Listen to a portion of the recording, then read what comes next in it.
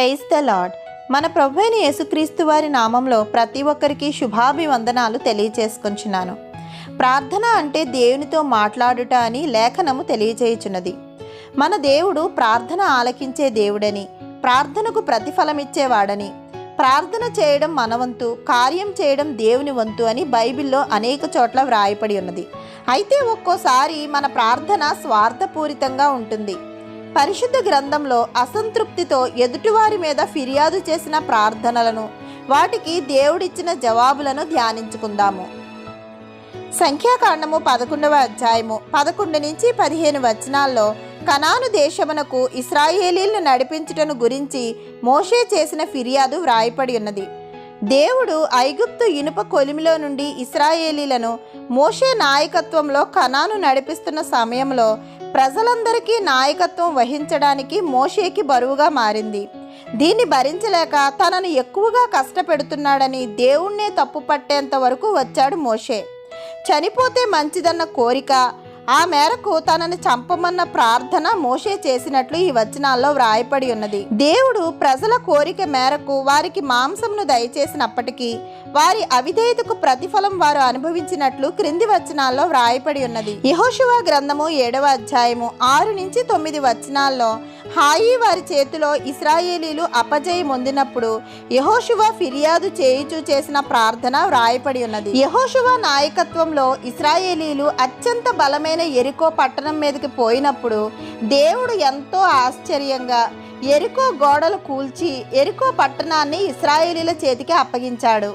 అటు తర్వాత అతి చిన్న పట్టణమైన హాయి మీదకి వారు దండెత్తి వెళ్ళినప్పుడు ఇశ్రాయేలీలు వారి మీద జయించలేక పారిపోతారు.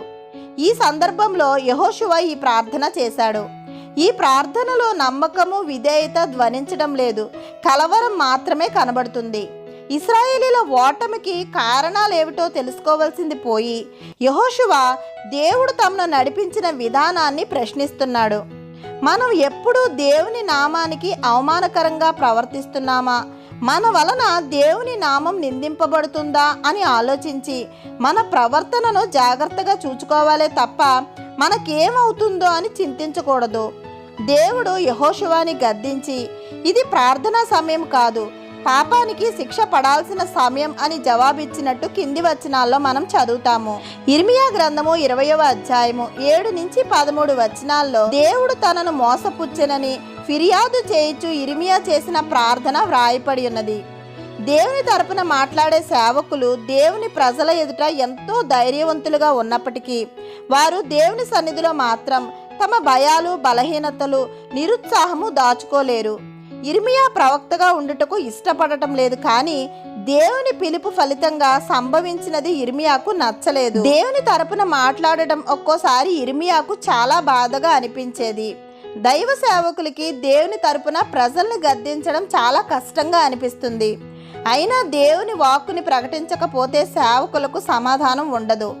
దేవుని ప్రజలను హెచ్చరించడము, గద్దించడము, వారి క్రియలను బట్టి జరగబోయే నాశనాన్ని ప్రకటించడము, వాటన్నిటిని బట్టి దేవుని సన్నిధిలో విలపించడం కారణంగా ఇర్మియా విలాప ప్రవక్తగా పిలువబడ్డాడు. యోనా గ్రంథములో 4వ అధ్యాయములో దేవుడు నినేవే మహాపట్టణము నాశనం చేయకుండుటను గురించి యోనా అసంతృప్తితో ఫిర్యాదు చేయుచు చేసిన ప్రార్థన వ్రాయపడి ఉన్నది.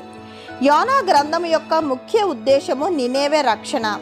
నినేవేని హెచ్చరించమని దేవుడు యోనాని పంపినప్పుడు యోనా దేవుని మాటకు వ్యతిరేకంగా తర్షీషు పారిపోవడము, యోనా చేప కడుపులో 3 దినాలు ప్రార్థించడము, తిరిగి యోనా నినేవే ప్రజల్ని హెచ్చరించడము, వారు దేవునికి లోబడగా దేవుడు నినేవేని రక్షించడము యోనా గ్రంథంలో మనం చదువుతాము. అయితే నినేవే రక్షణ యోనాకి కోపం తెప్పించింది. నినేవే ఇశ్రాయేలీలకు బద్ధ విరోధి.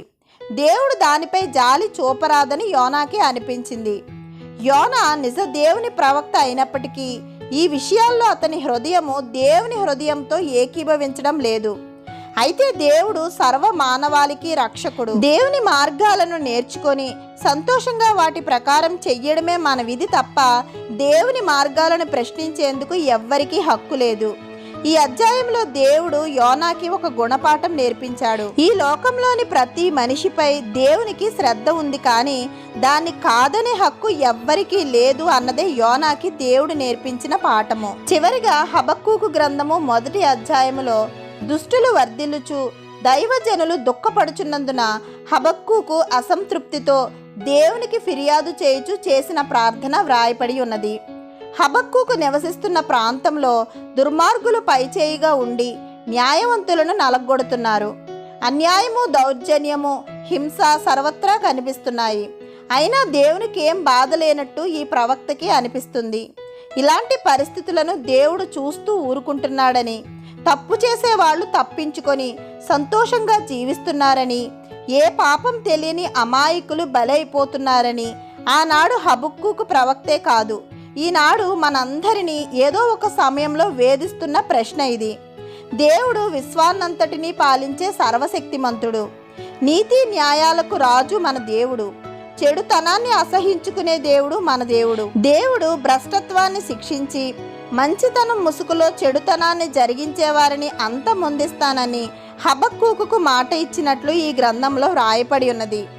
ఈ విధంగా అసంతృప్తితో ప్రార్థించిన వారందరూ గొప్ప భక్తులే అయినప్పటికీ వారు కూడా మానవులే. హృదయము అన్నిటికన్నా మోసకరమైనది అని లేఖనం సెలవిచ్చినట్లు మోసకరమైన హృదయ ఆలోచనలతో కపట ప్రార్థన చేస్తే అది దేవుడు ఆలకించడు. యథార్థవంతుల ప్రార్థన ఆయనకు శోభస్కరం. యథార్థంగా చేసే ప్రార్థన దేవుని సన్నిధికి చేరుతుంది. మన ప్రభువైన యేసుక్రీస్తు వారి కృప మనందరి జీవితాల్లో సమృద్ధిగా ఉండాలని ప్రార్థిస్తూ ఆమెన్. దేవుని మాటలు మీకు నచ్చితే లైక్ చేయండి, సబ్స్క్రైబ్ చేయండి. దేవుని మాటలను అనేకులకు షేర్ చేయండి. ఇంకా పరిశుద్ధ గ్రంథంలో అనేక అంశాలను మనం ధ్యానం చేసుకోవడానికి కావలసిన దేవుని కృప నడిపింపుల కొరకు మనందరము ప్రార్థిద్దాం. ఆమెన్.